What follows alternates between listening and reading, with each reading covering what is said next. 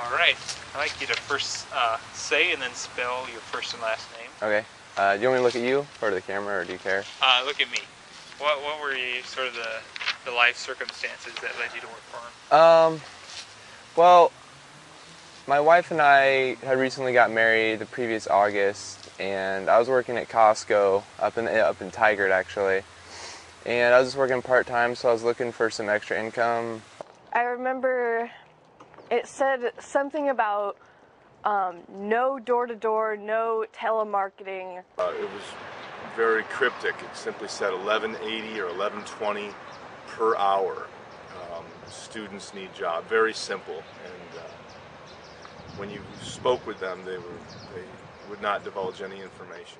The most enticing thing about the job was probably the amount of money that my trainer promised that I would make.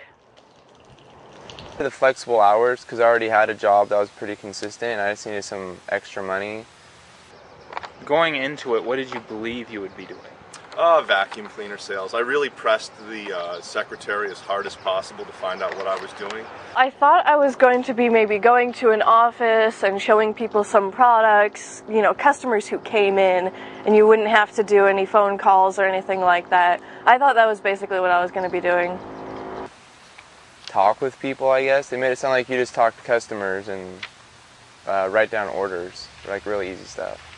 After the first interview, I was real proud of myself because, you know, he said, "You got the job," and that was good. And I was feeling good because I guess I didn't really know what it was yet, so I was feeling proud of myself. Mainly what I'd like to get from you is for people that haven't studied business, what is business ethics in a nutshell? Or what should people expect from business ethics? Well, business ethics can mean a lot of different things, and I think out in the world it does mean a lot of different things. The way it, at its basic level, and in my opinion too basic, is thinking of business ethics in terms of compliance to the law. The way I typically think of business ethics is the place of business in society. How does business contribute to human happiness?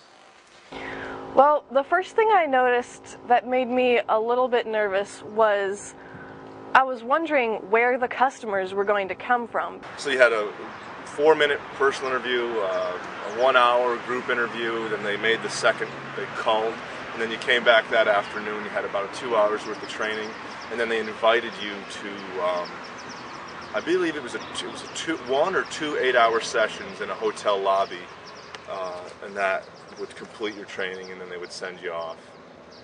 And at that time, I mean, I thought that like we were going to get a list of addresses or a list of people who had already requested presentations or something like that, but that turned out not to be the case.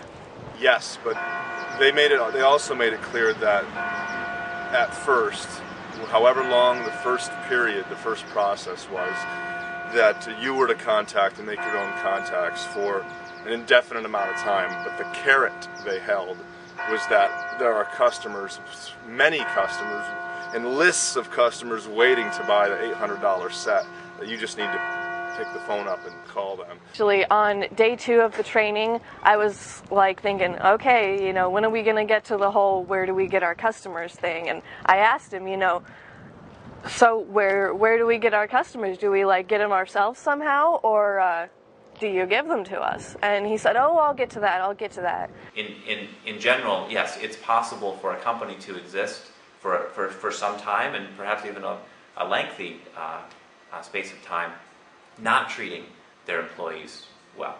And that can happen, definitely. Did the training rep instruct you to make a list of family and friends or contacts you knew as a memory exercise? Yes, he did actually, and I realized only after I did that I probably shouldn't have, because I think basically what he implied to me was that we should make a list of like our friends and family and put their phone numbers down, just like as an exercise so you can remember them all or something like that. But it was implied that they weren't going to use them somehow. Only after I did that did I realize that I probably shouldn't have, because those are my friends and family and their phone numbers are there.